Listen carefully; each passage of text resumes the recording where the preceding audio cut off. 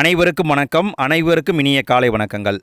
நண்பர்களே, நம்முடைய சேனலில் டிஎன்பிஎஸ்சியுடைய நியூ சிலபஸுக்கு தகுந்த மாதிரி தமிழ் தகுதி தேர்வை தினமும் பார்த்துட்டு வந்துட்டுருக்கோம். குறிப்பாக பார்த்தீங்கன்னா 25 கேள்வியை மட்டும் நம்ம பார்க்குறோங்க. இன்றைக்கும் நம்ம 25 கேள்வியை பார்க்க போகிறோம். தமிழ் தகுதி தேர்வு 27. இதுக்கு முன்னாடி 26 வீடியோ போட்டிருக்கோம். நீங்கள் இன்னும் பார்க்கலைன்னா அதுக்கான லிங்கை ஃபஸ்ட்டு கமெண்ட்டில் கொடுக்குறேன், கிளிக் பண்ணி பாருங்கள். இன்றைய வீடியோவில் 25 கேள்வி இருக்குது. முழுமையாக அட்டன் பண்ணுங்கள். கடைசியாக உங்கள் ஸ்கோரை கமெண்ட்டில் பதிவு பண்ணுங்கள். இன்றைக்கி நான் கொண்டு வந்திருக்கிறது பார்த்திங்கன்னா டிஎன்பிஎஸ்சியுடைய ஒரிஜினல் வினாக்கள். 2025 குரூப் 4 தேர்வு நடந்தது இல்லைங்களா, அதில் வந்த வினாக்களை தான் கொண்டு வந்திருக்கேன். ஸோ வீடியோவை முழுமையாக பாருங்கள். சரி, ஃபஸ்ட்டு கேள்வியை பாருங்கள். சரியான கூற்று எதுன்னு கேட்டிருக்காங்க. கூற்று: யானைகள் விரைந்து ஓடியது. யானைகள் விரைந்து ஓடியது. காரணம்: யானைகள் என்ற பலவின்பால் பெயருக்கு அது என்ற ஒன்றன்பால் விகுதியே இடம்பெற வேண்டும். இதில் எது சரின்னு கேட்குறாங்க. இதுக்கான பதில் கூற்றும் தவறு, காரணமும் தவறு. நல்ல கவனிங்க. யானைகள் என்பது பலவின்பால். பலவின்பாலுக்கு ஓடின என்று தான் வர வேண்டும். பலவின்பாலில் தான் முடியணும். ஆனால் இங்கே பாருங்கள், ஒருமையில் முடிஞ்சிருக்கு. ஸோ இது தவறு. இங்கே என்ன கொடுத்துருக்காங்க? யானைகள் என்ற பலவின்பால் பெயருக்கு, இங்கே பாருங்கள், அவங்களே சொல்லிட்டாங்க, அது என்ற ஒன்றன்பால் விகுதியை இடம்பெற வேண்டும். இவங்களே இங்கே டிஃப்ரெண்ட்டாக சொல்லி காட்டிட்டாங்க. இது பலவின்பால்ப்பா, இது ஒன்றின்பால்ப்பான்னு சொல்லிட்டாங்க. ஸோ அப்படிலாம் வராது. பலவின்பாலாக இருந்தால் முடிவும் பலவின்பாலில் தான் வரணும். ஒன்றன்பால்னால் முடிவும் ஒன்றன்பாலில் தான் வரணும். யானை விரைந்து ஓடியதுன்னு சொல்லலாம், இல்லைன்னா யானைகள் விரைந்து ஓடின, அப்படி தான் சொல்லணும். ஸோ இங்கே பார்த்தீங்கன்னா இதுவும் தவறு, இதுவும் தவறு, இரண்டுமே தவறு தான். அடுத்த வினா பாருங்கள். பிறவினை தொடரை கண்டறிக. 4 தொடரில் எது பிறவினை தொடர்னு பாருங்கள். அன்பு பாடல் பாடினான் என்பது தன்வினைக்கு வரும். கவின்மொழி திருக்குறள் கற்றால் என்பதும் தன்வினைக்கு வரும். அடிகள் மறை ஓதினார் என்பதும் தன்வினைக்கு வரும். அரசன் மாலை அணிவித்தான் என்பதுதான் பிறவினைக்கு வரும். ஸோ இதுதான் விடை. அரசன் மாலை அணிவித்தான் என்பதுதான் பிறவினை தொடர். அடுத்த வினா பாருங்கள். வரலாற்றியலில் ஒயிட் ஹால் என்னும் சொல்லிற்கு இணை கண்டறிக. ஒயிட் ஹால்னு சொல்கிறாங்க, ஒயிட் ஹவுஸ்ன்னு நினச்சிடாதீங்க. ஒயிட் ஹவுஸ் எங்கே இருக்குது? அமெரிக்காவில் இருக்குது, வெள்ளை மாளிகை. ஆனால் இங்கே என்ன கேட்டிருக்காங்க? ஒயிட் ஹால்னு கேட்டிருக்காங்க. இது என்னென்னு பார்த்தீங்கன்னா பிரிட்டானிய அரசு அலுவலகம். இதெல்லாம் எங்கேருந்து எடுத்து கேட்குறாங்கன்னே தெரிலங்க ஃப்ரெண்ட்ஸ். பிரிட்டானிய அரசு அலுவலகம் என்பதுதான் சரி. அடுத்த வினா பாருங்கள். தனிமரம் காடாதல் இல் என்ற பழமொழி உணர்த்தும் பொருள் என்ன?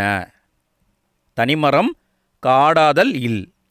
இதை பார்த்த உடனே நமக்கு என்ன தோணும் அப்படின்னா, நட்பை பெருக்குதல் அப்படின்னு தான் தோணும். ஆனால் இது தவறு. பகையை நீக்குதல் என்பதுதான் சரி. அதாவது பகைவர்கள் நிறைய பேர் உருவாகிறதுக்கு முன்னாடியே அதை நீக்க வேண்டும் அப்படின்னு சொல்லியிருக்காங்க. ஸோ இங்கே இந்த பழமொழிக்கான பொருள்னு பார்த்தீங்கன்னா பகையை நீக்குதல். அடுத்த வினா பாருங்கள். மரபு தொடர்களுக்கு ஏற்ற பொருளை கண்டறிக. சரியான பொருத்தணும்னு சொல்லியிருக்காங்க. அடரடி படரடி அப்படின்னா பெருங்குழப்பம். அகட விகடம் என்றால் தந்திரம். ஈரோட்டு என்றால் உறுதியின்மை. கைகூடுதல் என்றால் சித்தி அடைதல். ஸோ இங்கே பார்த்தீங்கன்னா 4, 3, 2, 1 இதுதான் சரி. அடுத்த வினா பாருங்கள். மரபு தொடரை தேர்ந்தெடு. காட்டில் சிங்கம் டேஸ், யானை டேஸ். இங்கே ஒளி மரபை வச்சு கேட்டிருக்காங்க ஃப்ரெண்ட்ஸ். இதுக்கான பதில் சிங்கம் முழங்கும், யானை பிளிரும். இதுதான் சரி. காட்டில் சிங்கம் முழங்கும், யானை பிளிரும் என்பதுதான் சரி. அடுத்த வினா பாருங்க. உகிர்ச்சுற்றின் மேல் உலக்கை விழுந்தார் போல. இத்தொடரில் உகிர்ச்சுற்று என்பது என்ன? உகிர்ச்சுற்றின் மேல் உலக்கை விழுந்தார் போல. இதெல்லாம் எங்கிருந்து எடுத்து கேட்டிருக்காங்கன்னே தெரியலிங்க. இதில் உகிர்ச்சுற்று என்பதன் பொருள் என்னன்னு கேட்குறாங்க. நகைச்சுற்று என்பதுதான் சரி. உகிர்ச்சுற்றுனா நகைச்சுற்று. அடுத்த வினா பாருங்கள். பொறுத்துக. இங்கே என்ன கேட்டிருக்காங்க அப்படின்னா, அலுவலகம் சார்ந்த கலைச்சொல் கேட்டிருக்காங்க. இது வந்து அலுவலகம் சார்ந்த கலைச்சொற்கள். கால் புக் அப்படின்னா மறுகவனிப்பு பதிவேடு. ரெக்கார்டு இஷ்யூ ரெஜிஸ்டர்னா பதிவேடு வழங்கு குறிப்பேடு. பேப்பர் சைட் ரெஜிஸ்டர் அப்படின்னா வரியர் வழக்கு பதிவேடு. ஃபேர் காப்பி ரெஜிஸ்டர்னா செம்மைப்படி பதிவேடு. ஸோ இங்கே விடைன்னு பார்த்தீங்கன்னா 4, 1, 2, 3 இதுதான் சரி. அடுத்த வினா பாருங்கள். தோழன் என்று பொருள் தரும் காம்ரேட் என்ற சொல் எம்மொழியிலிருந்து பெறப்பட்டது. இது பார்த்திங்கன்னா பிறமொழி சொற்கள் இருக்குது பார்த்தீங்களா, அதை வச்சு கேட்டிருக்காங்க. தோழன் அப்படின்னா காம்ரேட் என்று வேறு மொழியில் இருக்குது, பிரெஞ்சு மொழியில் இருக்குதுங்க. பிரெஞ்சு மொழியில் காம்ரேட் அப்படிங்கிற வார்த்தை இருக்குது. அந்த வார்த்தைக்கான அர்த்தம் தோழன். அடுத்த வினா பாருங்கள். சரியான இணையை கண்டறிக. இங்கே வந்து நூல்களையும் ஆசிரியர்களையும் கொடுத்துருக்காங்க. ஏதோ ஒன்று மட்டும்தான் கரெக்டாக இருக்குது. இதுக்கான பதில்னு பார்த்தீங்கன்னா தாராபாரதி எழுதியது விரல் நுனி வெளிச்சங்கள், அதனால் இந்த இணை தவறு. முடியரசன் எழுதியது வீரகாவியம், இது சரியாக இருக்குது. கவிமணி எழுதியது ஆசிய ஜோதி, ஸோ இதுவும் தவறாக இருக்குது.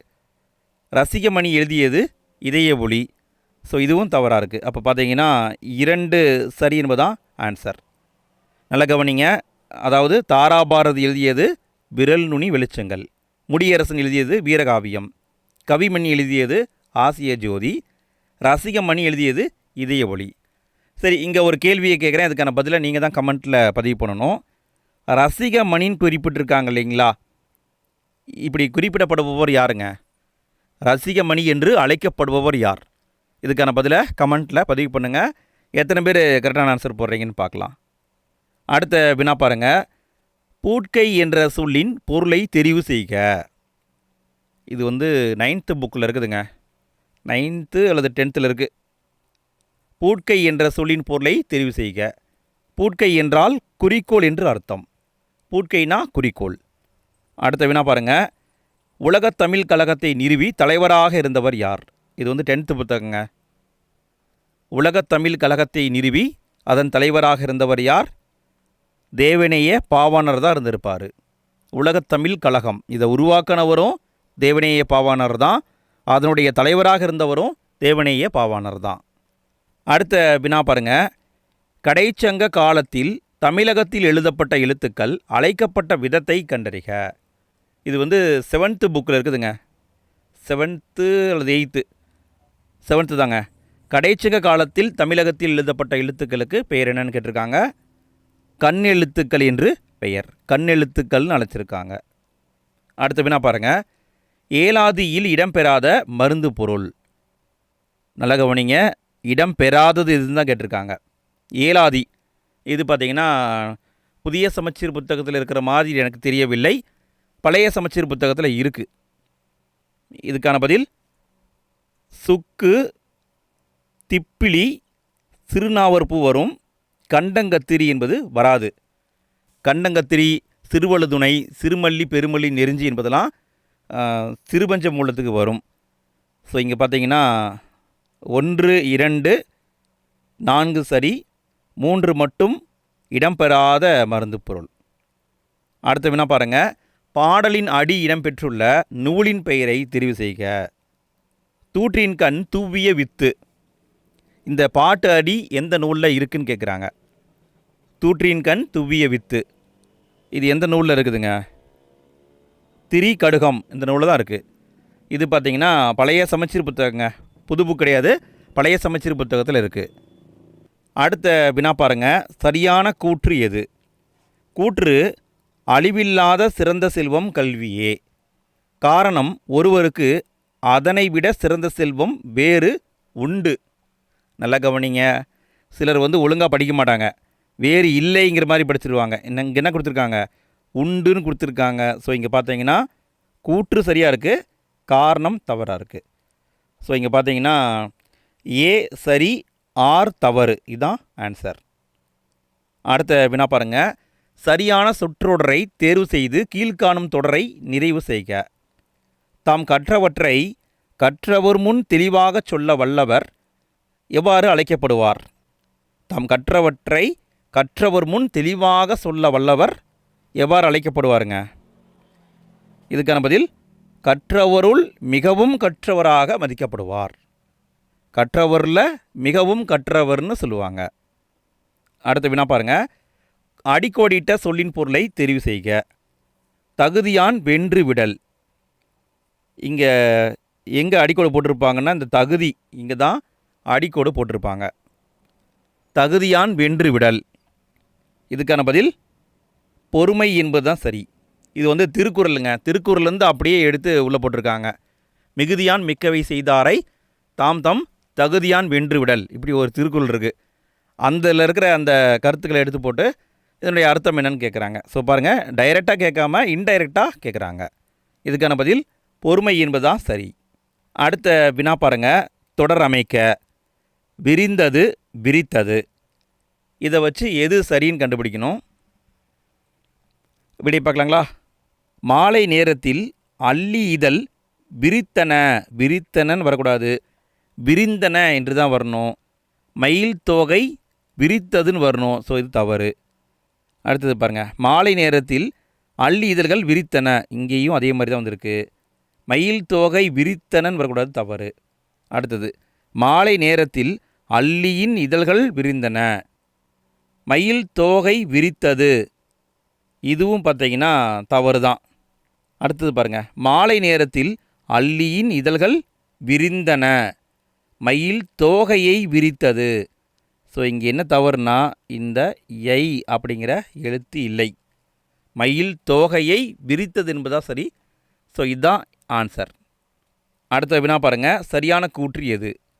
கூற்று கலைக்கழகம் என்பது கலையை கற்பிக்கும் கழகம் ஆகும். காரணம், இரண்டு சொற்களுக்கு இடையே இக்கு என்ற ஒற்று மிகுவதால் கலையை கற்பிக்கும் கழகம் என்று பொருள் கொள்ள வேண்டும். இதில் எது சரின்னு கேட்குறாங்க. இதுக்கான பதில் கூற்றும் சரியாக இருக்குது, காரணம் சரியாக இருக்குது. கலைக்கழகம்னா கலையை கற்பிக்கும் கழகம்தான். இது காரணம், இந்த இக்கு என்பது மிகுந்து வர்றது தான். ஸோ இங்கே எப்படின்னு பார்த்தா இரண்டுமே சரிதான். அடுத்த வினா பாருங்கள். தமிழ் சொல்லை கண்டறிக. கீழே இருக்கிற 4 சொல்லில் எது தமிழ் சொல்லுன்னு பாருங்கள். காது என்பது தமிழ் சொல் கிடையாது. சாம்பார் என்பதும் கிடையாது. சாவடி என்பதும் கிடையாது. உடுக்கை என்பதுதான் தமிழ் சொல். உடுக்கை என்பதன் பொருள் உங்களுக்கு தெரியுமா? உடுக்கை இழந்தவன் கை போலே அங்கே இடுக்கன் களைவதாம் நட்பு. திருக்குறளில் சொல்லியிருப்பாங்க. உடுக்கை என்பதன் பொருள் என்னங்க? மறக்காமல் கமெண்ட்டில் பதிவு பண்ணுங்கள். எத்தனை பேர் கரெக்டான ஆன்சர் போடுறீங்கன்னு இதையும் நான் பார்க்குறேன். அடுத்த வினா பாருங்கள். பொறுத்துக. இங்கே அதாவது மரபு தொடர் இருக்குது பார்த்தீங்களா, அதை வச்சு கொடுத்துருக்காங்க. இதுக்கான பதில் இந்த அணிகம். அணிகம் என்றால் ஊர்தி. இந்த அணிகம் என்றால் படையில் ஓர் அளவு. இந்த அணிகம் என்றால் சிவிகை. இந்த அணங்கு என்றால் காமன். இதுக்கான பதில் 4, 3, 2, 1 என்பதுதான் சரி. இந்த அணிகம் என்றால் ஊர்தி. இந்த அணிகம் என்றால் படையில் ஓர் அளவு. இந்த அணிகம் என்றால் சிவிகை. இந்த அணங்கு என்றால் காமன். அடுத்த வினா பாருங்கள். சரியான கூற்று எது? கூற்று வினவ பயன்படும் எழுத்துக்கள் வினா எழுத்துக்கள் எனப்படும். ஏ, ஏ, யா, ஆ, ஓ என்னும் எழுத்துக்கள் வினா எழுத்துக்கள் ஆகும். காரணம், இவ்வினா எழுத்துக்களை இடவினா எழுத்துக்கள் என குறிக்கலாம். இதில் எது சரின்னு கேட்குறாங்க. இதுக்கான பதில் பார்த்தீங்கன்னா கூற்று சரி. தமிழில் 5 வினா எழுத்துக்கள் இருக்குது. அது என்னது? ஏ, ஏ, யா, ஆ, ஓ. சரி, இந்த 5 வினா எழுத்துக்களும் வினவ பயன்படும் எழுத்துக்கள். கரெக்டாக தான் இருக்குது. காரணம், இவ்வினா எழுத்துக்களை இடவினா எழுத்துக்கள் என குறிக்கலாம். இதுக்கான காரணம்னு பார்த்தீங்கன்னா ஒவ்வொரு எழுத்துக்களும் ஒரு இடத்துல அதனுடைய வினாவை எழுப்பும். சில எழுத்துக்கள் பார்த்தீங்கன்னா சொல்லுக்கு முதல்ல வரும். சில எழுத்துக்கள் சொல்லுக்கு பின்னாடி வரும். சில எழுத்துக்கள் பார்த்தீங்கன்னா 2 இடத்துலையுமே வரும். அது என்னென்னு உங்களுக்கு தெரியுமா? தெரியாதவங்க படித்து வச்சுக்கோங்க ஃப்ரெண்ட்ஸ். கண்டிப்பாக தெருவில் இதே மாதிரி கேள்வி ரிப்பீட்டாக வரவும் வாய்ப்பு இருக்குது. இதுக்கான விடைன்னு பார்த்தீங்கன்னா கூற்று காரணம் இரண்டுமே சரிதாங்க. இதுவும் சரி, இதுவும் சரி. அடுத்த வினா பாருங்கள். பிரித்து எழுதுக. கவுங்கௌகம் எனும் சொல்லை பிரித்து எழுதுக. கங்கௌகம்னு கொடுத்துருக்காங்க. இதெல்லாம் எங்கேருந்து எடுத்து கேட்டிருக்காங்கன்னே தெரியலிங்க. இதுக்கான பதில் கங்கா கூட்டல் ஓகம் கங்கௌகம். ஸோ இதுதான் ஆன்சர். அடுத்த வினா பாருங்கள், கடைசி வினா. பறவை, பூ, நீக்கம், அழிவு ஆகிய பொருள்களை தரும் ஓரெழுத்து எது? இதுக்கான பதில் பார்த்தீங்கன்னா கா அப்படின்னா சோலை அந்த மாதிரி வரும். ஸோ இங்கே வராது. வி அப்படின்னா மலர் வருங்க. வீணா மலர் ஸ்கூல் புக்லேயே இருக்குது, படிச்சிருப்பீங்க. மா என்றால் பெரிய, விலங்கு, அளவு, துகள், இது 6ஆம் வகுப்பில் இருக்குது. ஸோ இதுவும் வராது. பூ அப்படின்னா ஒரு வேளை பூவை குறிக்கலாம், ஆனால் வராது. சரிங்களா, பறவைக்கு வராது. ஸோ இங்கே பார்த்தீங்கன்னா வி என்பதான் சரி. ஃப்ரெண்ட்ஸ், நம்ம இந்த வீடியோவில் மொத்தம் 25 கேள்வியை பார்த்துட்டோங்க. உங்கள் ஸ்கோர் என்ன? மறக்காமல் கமெண்ட்டில் பதிவு பண்ணுங்கள். இதே மாதிரி நம்ம நிறைய வீடியோ போட்டிருக்கோம் இல்லைங்களா, அதுக்கான லிங்க்கை நான் எண்டு ஸ்க்ரீன்லேயும் ஃபஸ்ட்டு கமெண்ட்லேயே கொடுக்குறேன். தேவைப்படுறவங்க கிளிக் பண்ணி பாருங்கள். இன்றைய நாள் இனிய நாளாக அமைய வாழ்த்துக்கள். நாளைக்கு காலையில் 5 மணிக்கு இதே மாதிரி இன்னொரு வீடியோவில் மீண்டும் சந்திப்போம்.